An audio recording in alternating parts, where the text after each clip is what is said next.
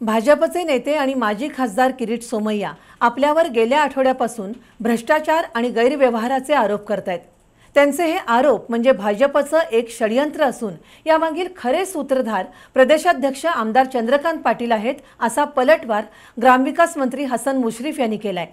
मुंबईत पत्रकार परिषदेत ते बोलत होते। आपल्याला भाजपमध्ये येण्याची ऑफर आमदार पाटील यांनी दिली होती, मात्र आपण ती ऑफर नाकारल्यानं आपल्या मागे ईडीची चौकशी लावण्यात आली, असा गौप्यस्फोट मुश्रीफ यांनी केलाय। भाजप सरकारच्या काळात सुद्धा भ्रष्टाचार गैरव्यवहार झाले आहेत, त्यावर सुद्धा किरीट सोमय्या यांनी बोलावं। तसंच आता भाजपचेही घोटाळे बाहेर काढून त्यांना जसाच तसं उत्तर देणं गरजेचं आहे, असंही नामदार मुश्रीफ यांनी नमूद केलं। कराड इथं आज सकाळी झालेल्या पत्रकार परिषदेमध्ये भाजप नेते किरीट सोमय्या यांनी नामदार मुश्रीफ यांच्यावर आप्पासाहेब नलवडे सहकारी साखर कारखान्यात घोटाळा केल्याचा आरोप केलाय। नामदार मुश्रीफ यांनी तातडीनं मुंबईत पत्रकार परिषद घेऊन त्याचा साफ इन्कार केला। पहिल्या आरोपाप्रमाणेच हा दुसरा आरोप सुद्धा बिनबुडाचा असल्याचं मुश्रीफ यांनी सांगितलं। कोणताही आरोप करताना सोमय्या यांनी नीट माहिती घ्यावी, अन्यथा त्यातून त्यांच्या हेतूबद्दल शंका निर्माण होते, असं नामदार मुश्रीफ यांनी नमूद केलं। दुसरा घोटाळा म्हणतात त्याला, तर त्यांनी आज आरोप केला तो तर इतका बिनबुडाचा, इतका खोटा।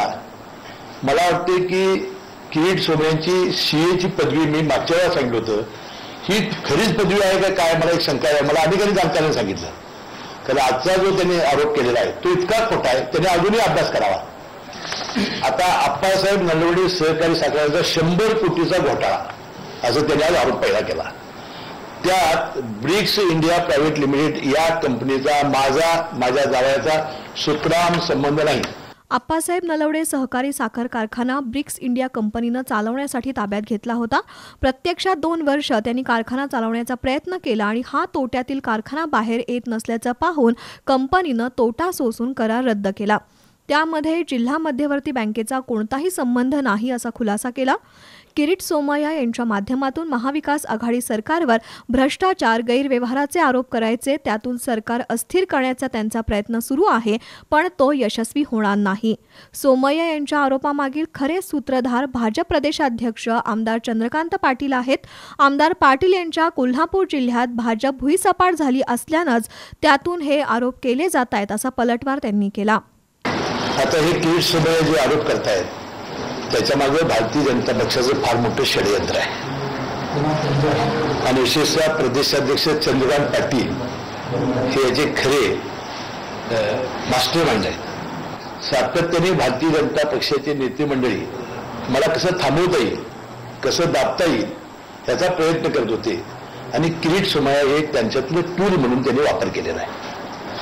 आता चंद्रकांत पाटील प्रदेशाध्यक्ष आहेत आणि त्यांना सातत्याने हा चिंतेचा विषय राहिलेला आहे की बाबा आपण प्रदेशाध्यक्ष आहोत, त्या जिल्ह्यामध्ये भारतीय जनता पक्ष भुईसपाट झालेला आहे। कोल्हापूर जिल्ह्यामध्ये ते जोर आहेत, जिल्हा परिषद त्यांच्या ताब्यात नाही, महानगरपालिका ताब्यात नाही, जिल्हा मध्यवर्ती बँक ताब्यात नाही, मार्केट कमिटी ताब्यात नाही आणि त्यामुळे सातत्यानं परवा दिल्लीमध्ये भारतीय जनता पक्षाचे प्रदेशाध्यक्ष याच कारणामुळे चंद्रकांत पाटलांना बदलायचं ठरलं होतं, परंतु अमित शहाच्या मैत्रीमुळे ते बचावले। भाजप सरकारच्या काळात चिक्की घोटाळा झाला, यासह अन्य घोटाळे सुद्धा झाले।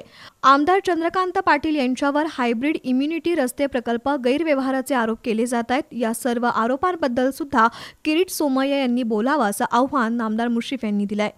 सोमय्या यांनी आज केलेल्या ताज्या आरोपात काहीही तथ्य नाही। मला भ्रष्टाचारी गैरव्यवहारी ठरवायला सोमय्या न्यायाधीश आहेत काय, असा सवाल सुद्धा मुश्रीफ यांनी केलाय। त्यांच्या या नव्या आरोपाबद्दल सोमय्या यांच्या विरुद्ध कोल्हापूर जिल्हा सत्र न्यायालयात आपण 50 कोटी रुपयांचा अब्रू नुकसानीचा स्वतंत्र दावा ठोकणार आहे, अशी घोषणाही मुश्रीफ यांनी केली। सहकारी साखर कारखान्यांबद्दल बोलत असताना सोमय्या यांनी केंद्रीय मंत्री नितीन गडकरी यांचा सल्ला घ्यायला हवा होता, अशी सूचनाही मुश्रीफ यांनी केली। आपण गेली 17 वर्ष राजकारणात आहे, विविध मंत्रिपदांवर काम करतोय। आतापर्यंत आपल्यावर भ्रष्टाचाराचा आणि गैरव्यवहाराचा एकही आरोप झालेला नाही, असा खुलासा सुद्धा मुश्रीफ यांनी केला। शिवसेना आणि राष्ट्रवादी काँग्रेस यांची एकी अतूट आहे, असं मुश्रीफ यांनी स्पष्ट केलं।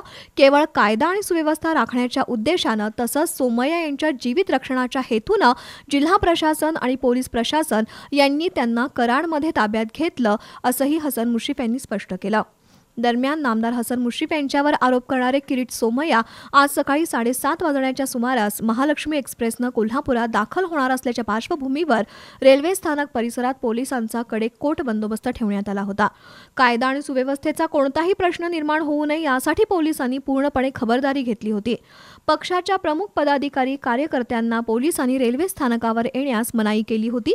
याचाच एक भाग म्हणून मध्यरात्रीपासूनच प्रमुख कार्यकर्ते पदाधिकाऱ्यांना पोलिसांनी नोटिसा बजावल्या होत्या.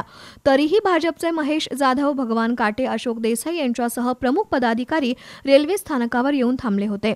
सोमय्या कराडमधूनच मुंबईला परत जाण्याचं निश्चित झाल्यावर कार्यकर्ते रेल्वे स्थानकातून माघारी गेले. दरम्यान मुंबईहून किरीट सोमय्या कोल्हापूरच्या दिशेनं येत असल्याचं समजताच रविवारी रात्री राष्ट्रवादीचे शहराध्यक्ष आर.के. पवार यांच्या निवासस्थानी तातडीची बैठक बोलावण्यात आली. जिल्हाध्यक्ष ए.वाय. पाटील, भैया माने, आदिल फरास, राजू लाटकर यांच्यासह प्रमुख पदाधिकारी या बैठकीला उपस्थित होते.